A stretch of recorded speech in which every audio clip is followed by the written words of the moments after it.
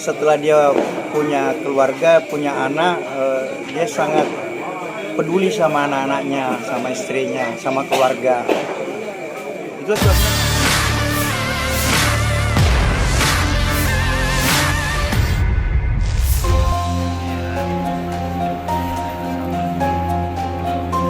Rudi S. Ghani rupanya sosok yang penyayang di mata keluarga.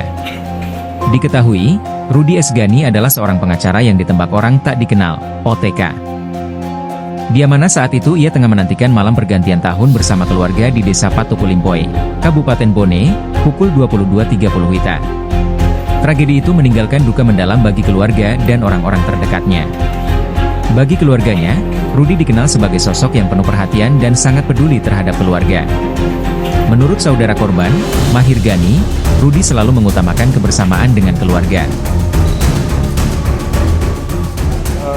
Selalu kasih kumpul, nggak pernah dia berkelas sampai dia dewasa. Jadi anaknya memang periang.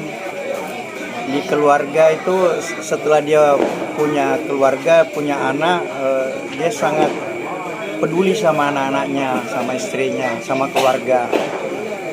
Itu sebabnya kalau di hari-hari libur, apakah dia di Makassar, apakah dia di Bone, kebetulan kami kan keluarga dari Bone.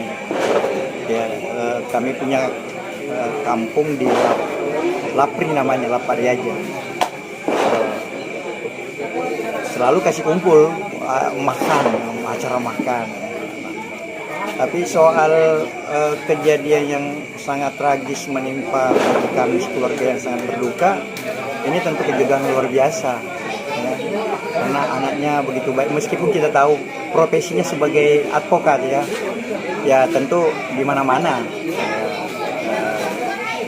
pasti menangani persoalan perkara ya, menang lawan ya begitu, menang kalah kan pasti berisiko begitu ya.